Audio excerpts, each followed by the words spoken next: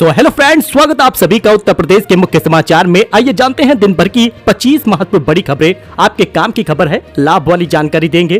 कुछ दिन से तबीयत ठीक नहीं थी, इस वजह से आपके लिए वीडियो नहीं ला पा रहे थे, लेकिन अब कंटिन्यू रहेंगे और आपको अच्छी जानकारी देंगे। तो चलिए जानते हैं कि करके फटाफट सारी खबरें।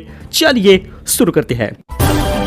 देखिए, कानपुर में एलपीजी सिलेंडर से टकराई ट्रेन, धमाके के साथ उड़ाने की कोशिश हुई, बड़ा हादसा टल गया है। भारतीय ट्रेनों पर इस समय कई सारे हमले हो रहे हैं। उत्तर प्रदेश के कानपुर में एक बड़ा ट्रेन हादसा टल गया। लोको पायलट ने इमरजेंसी ब्रेक लगाकर ट्रेन को रोक दिया। वहीं घटना स्थल पे एलपीजी सिलेंडर और कई अन्य संवेदनशील सामग्री बरामद हुई है। ट्रेन को एलपीजी सिलेंडर से दगाने उड़ाने तक की कोशिश की गई है। अब किसने किया ये तो नहीं पता, लेकिन लगातार भारतीय ट्रेन पर हमले हो रहे हैं। वही मंकी पॉक्स की भारत में एंट्री के बाद एक्शन में आ गया स्वास्थ्य मंत्रालय। सभी राज्यों को जारी कर दिया है एडवाइजरी, निर्देश आप भी जान लीजिएगा।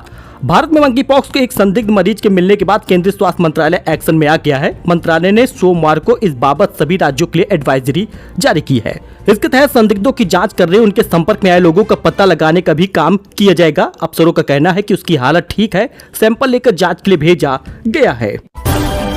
इस बीच बड़ा अफसोस होता है जब भारत में ही रहकर भारत की मूर्तियों पर, भारत के पंडालों पर कोई भी त्योहार आता है उस पर पत्थरबाजी होती है। सूरत में गणेश पंडाल पर रात में पथराव हुआ है, सुबह बुलडोजर भी चल गया। डीसीपी बोले अब इलाके में शांति है। सूरत के सैयदापुर इलाके में रविवार देर रात गणेश पंडाल पर पथराव के कारण अशांति फैल गई। पथराव की घटना के खिलाफ गुस्साए स्थानीय लोगों ने सड़कों पर उतर आए और व्यापक विरोध प्रदर्शन किया है। अगर कोई और जाति धर्म का किसी और के मजहब पर हमला किया होता तो अभी तक देश भर में पता नहीं क्या हो गया होता। लेकिन हम किसी का विरोध नहीं करते, किसी धर्म के खिलाफ नहीं है। लेकिन अफसोस होता है कि 10 दिन के लिए गणेश पंडाल सजे हैं, उस पर भी लोग पत्थरबाजी कर रहे हैं।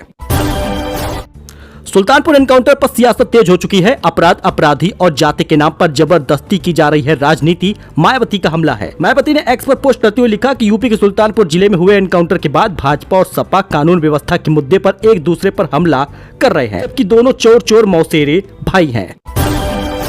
अयोध्या में यूपीपीसीएल की विजिलेंस यूनिट ने की बिजली चोरी की जांच, हुए चौंकाने वाले खुलासे। 11 पर मुकदमा हुआ है। जिले में छोटे ही नहीं बड़े उपभोक्ता भी बिजली चोरी में संलिप्त है। इसका पर्दाफाश पावर कॉर्पोरेशन की विजिलेंस यूनिट की जांच में हुआ है। विजिलेंस के अधिकारियों ने जांच में बिजली चोरी मिलने पर अगस्त में 5 किलोवाट के ऊपर 11 उपभोक्ताओं के विरुद्ध एंटी पावर थेफ्ट थाने में मुकदमा पंजीकृत कराया है। तो अगर आप भी पीएम आवास योजना का लाभ का इंतजार कर रहे थे तो इंतजार समाप्त हुआ। पीएम आवास योजना के लाभार्थियों के लिए अच्छी खबर है। पैसा देने के नियम यूपी सरकार ने और सरल कर दिए हैं। प्रधानमंत्री आवास योजना के लाभार्थियों के लिए अच्छी खबर है। यूपी सरकार ने योजना में पात्रों को पैसा देने के नियमों का सरलीकरण कर दिया है।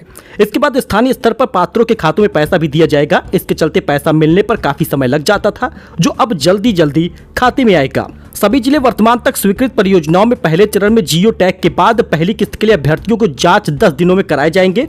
यानी कि प्रमाण पत्र भी जिलों द्वारा उपलब्ध कराया जाएगा और पात्र होने पर स्थिति पुष्टि की जाएगी। कुल मिलाकर आपको जल्दी पैसा मिलेगा। आवास योजना का लाभ पाने के लिए फटाफट आवेदन कर दीजिए। आप भी आवास योजना का लाभ प्राप्त कर सकते हैं। पेंडिंग केसों पर तेजी से फैसला ले अफसर, वरासत, नामांतरण, पैमाइश को लेकर सीएम योगी का बड़ा आदेश है। यूपी सरकार पेंडिंग केसों को लेकर सख्त है। सीएम योगी ने नामांतरण, पैमाइश, वरासत, उत्तराधिकार और भूमि उपभोग के जुड़े मामलों को लेकर बड़ा आदेश दिया है। यूपी में नया कानून बना तो पेट्रोल की तरह हर महीने बढ़ेगी घटेगी बिजली की कीमत। 19 सितंबर को होगी सुनवाई।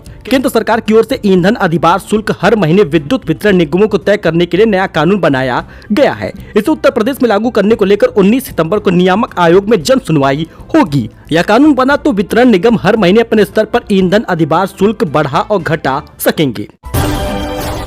सीएम योगी बोले, पदक जीतने वाले खिलाड़ियों को यूपी सरकार दे रही है सीधी भर्ती। प्राचीन काल से ही भारत की परंपरा में खेल और खेल कूद की गतिविधियों में महत्व दिया गया है। इस बीच सीएम योगी बोले कि पदक जीतने पर खिलाड़ियों को यूपी सरकार देगी सीधी भर्ती।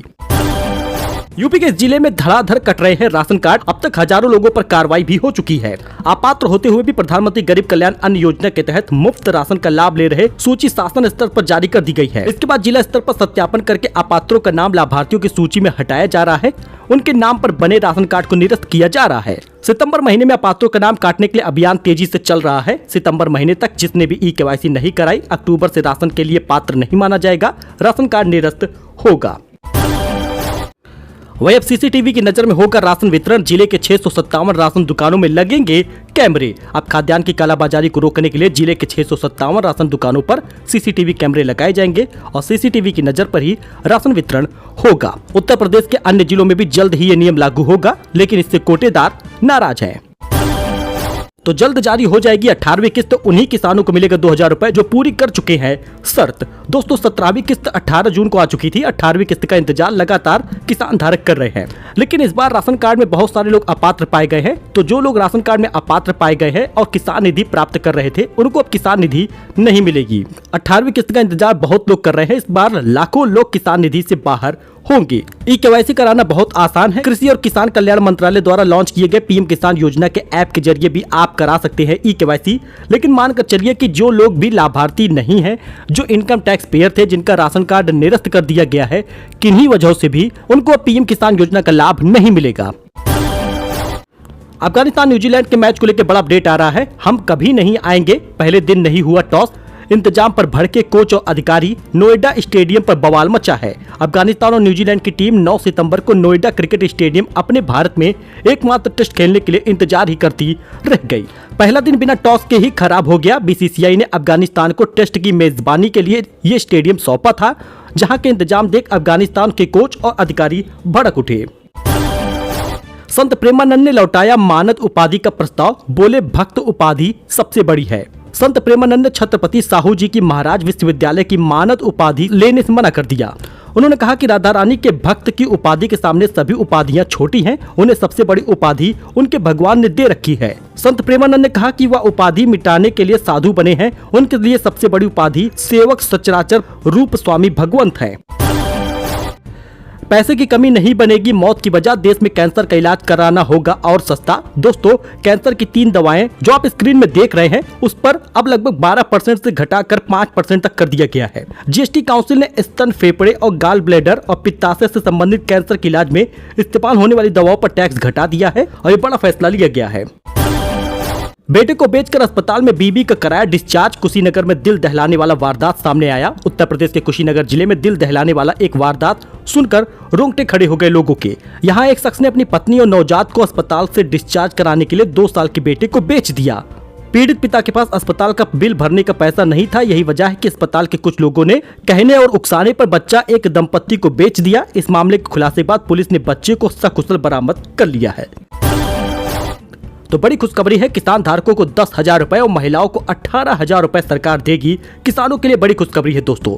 दरअसल केंद्र की बीजेपी सरकार की ओर से किसान धारकों के लिए बड़ी खुशखबरी सामने आ गई है। 10,000 रुपए और 18,000 रुपए मिलेगा। अब इन किसानों को पीएम किसान योजना के तहत 10,000 रुपए की पीएम किसान निधि का लाभ उठाने का लाभ मिल रहा है। इसके अलावा बीजेपी ने अपने चुनावी संकल्प के पत्र में कई घोषणाएं और की है। जम्मू कश्मीर में चुनाव जीतने पर जो पूरा करेंगी। जम्मू कश्मीर में बीजेपी ने अपने चुनावी घोषणा पत्र में कहा है कि यदि जम्मू कश्मीर में बीजेपी की सरकार बनती है तो किसान योजना की वर्तमान राशि जो 6,000 है उसे 10,000 रुपए कर दिया जाएगा और महिलाओं को हर साल 18,000 रुपए भी दिया जाएगा।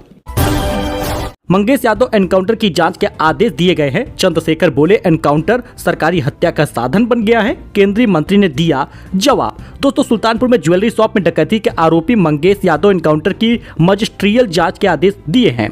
डीएम कृतिका ज्योत्सना ने एसडीएम विदुषी सिंह को जांच सौंपी है। कहा 15 दिन में रिपोर्ट तैयार करके सौंपे।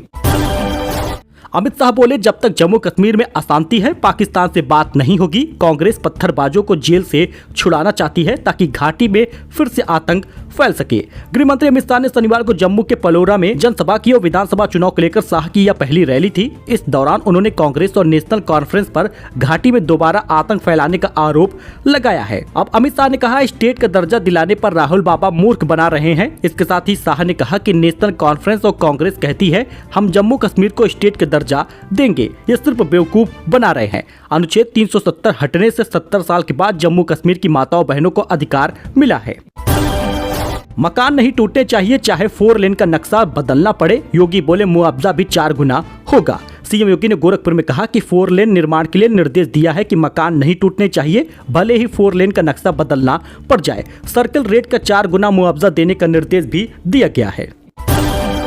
सो दोस्तों ये कुछ अपडेट था, नई जानकारी थी। आई होप कि आपको ये पसंद आया हो। वीडियो पसंद आया हो लाइक करिए, सब्सक्राइब करिए। ऐसे ही लेटेस्ट खबर के लिए हम आपके लिए फायदे वाली जानकारी लाते हैं और नुकसान से आपको बचाते हैं। आप इस चैनल को सब्सक्राइब करिए जिससे ऐसी ही खबरें आपको मिलती रहें। धन्यवाद।